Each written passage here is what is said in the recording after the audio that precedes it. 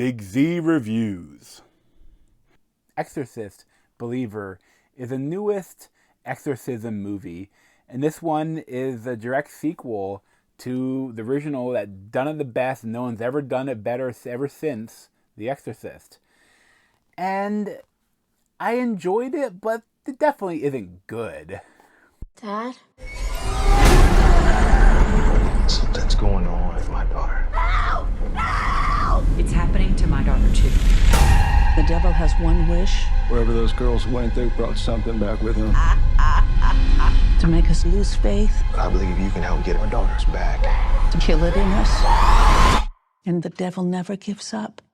So before I watched Exorcist Believer, I got the newest 4K Blu-ray version of The Exorcist, and I think I had seen bits and pieces of it like before, but I don't know if I ever sat down and watched it all at once. Like, of course, I was familiar with it, but I don't like watching it. Like, I don't know if I ever saw all of it from beginning to end or not. Like, I'm not sure. But watching it now, it's amazing. I will say, like, the transfer that they did for this is absolutely gorgeous. Like, it looks amazing, and like it's like it looks better than most modern day 4K videos, 4K movies, and it's an excellent film. Like, there's so much that it does. Like, it created the genre. William Friedkin like did so good, and he worked with the the author of the book to like do the script and make a great movie. And it is kind of funny, like there's a quote going around from Friedkin, like before he unfortunately passed away. He was saying that the director of Exorcist Believer is David Gordon Green, and Friedkin was like, he's reported as saying that, I hope I die before the movie releases, but I don't want to think about the director of Pineapple Express doing the sequel to my masterpiece or my movie. Or so, there was some quote like that, and I was like, ooh, jeez, yeah, well, he's not wrong, but that's a lot. So this isn't Green's first horror film. I think he'd done the previous the newest Halloween trilogy. That, like, the first one was good, the rest kind of suck. But this is the kind of film where, like, I left the movie theater saying I enjoyed that, but then the more I thought about it, the more I didn't like it as much. I will say, though, it's funny, this definitely follows the new trend of like the soft reboot of the series.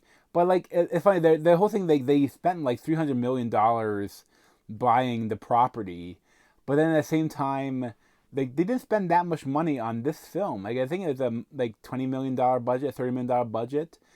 So like, but like, it's, I don't know how they're gonna qualify whether it's a success because of the $300 million to get the rights to the film. And this is the whole thing that where it brings back legacy characters.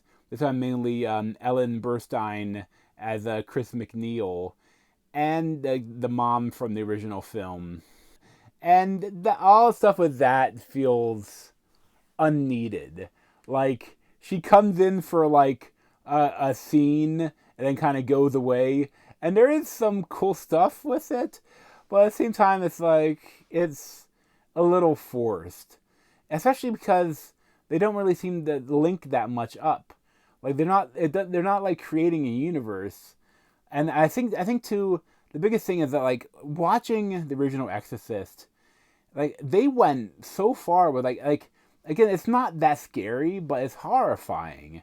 And how like the scenes, I love that there aren't really jump scares. The only jump scare in the film is like a loud phone ringing, and but like it's just like they would do stuff that would be such big moments in other films, and in film like The Exorcist is a big climax, but I think the best thing it does is there's like a little bit of a slow burn in the original Exorcist.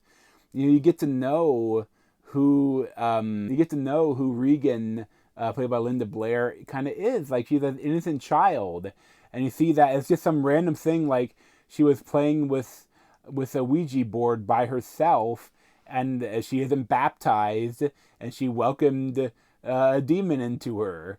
Like, and this, like, the possession is slow, and that, like, you see moments of just craziness, like Crab walking down the stairs and then vomiting up blood, and they and the actual Exorcist stuff is crazy. Like the pee vomit and the twisting of the head.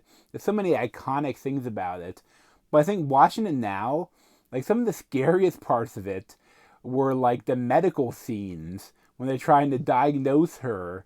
Like, that's, I guess they've definitely advanced a bit in that area. I think. I know they have like more like nuclear dyes, like the radiation you can follow through the blood, instead of like having the setup that they like going into the vein to try to follow the path of the brain, like to see, thinking that she has some sort of like problem that's causing this possession. It's not possession, it's something else. But like in this one, I think the setup is not bad. The setup is kind of interesting.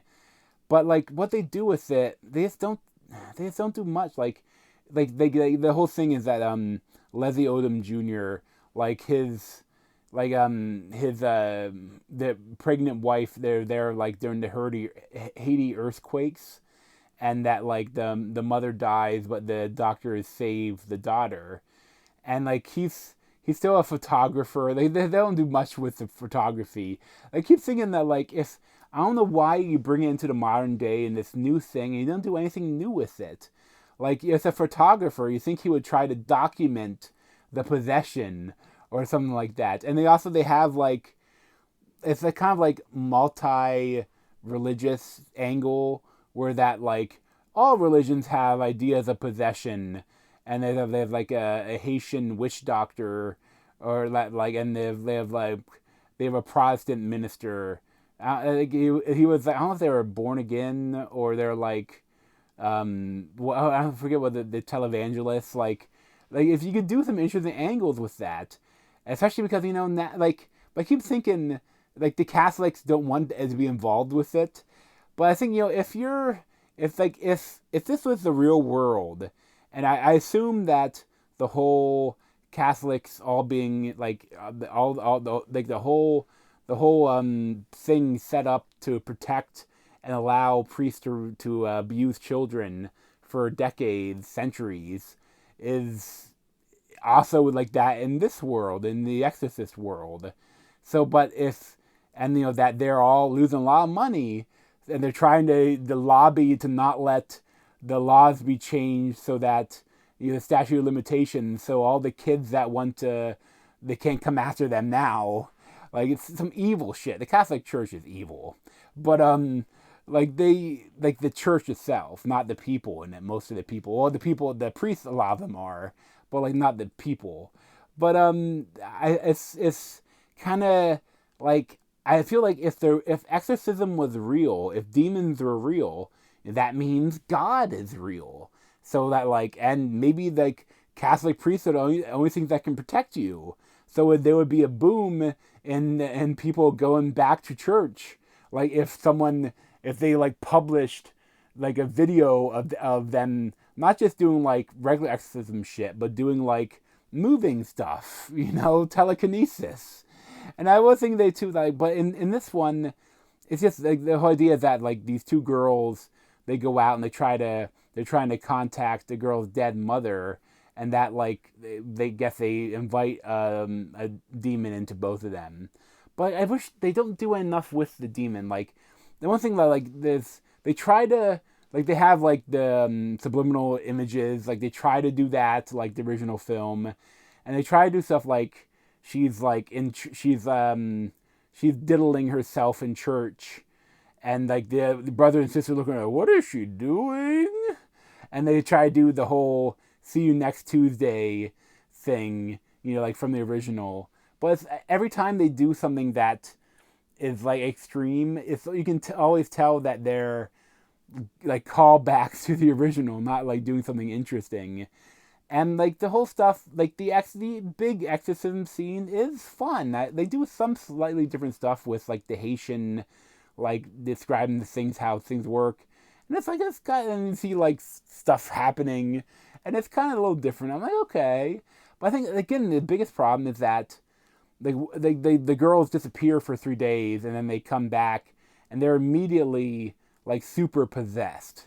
Like there is no slow burn and there's no interesting creativity with the possession stuff. You know, I guess all they do is like the whole idea that like they're synced up, you know, with the possessions. And but I suppose too that like I feel like in the end I won't spoil it, but like they punish the wrong people. I feel like there's some punishments here that don't really work and feel kind of like mean spirited. And but like again, this kind of film that like while watching it I enjoyed it. But like every time I thought about it, I kept thinking about, oh, that was stupid, oh, that was stupid, oh, that was stupid. You know, it's that kind of movie. But I'll probably give it like a 7 out of 10 or 6.75 out of 10. Like, I wouldn't highly recommend it, but if you like possession films, it's a fun possession film, you know? But definitely, it's not anywhere as good as The Exorcist. But thanks for watching. If you want to see more of me, you can subscribe down below. Thanks.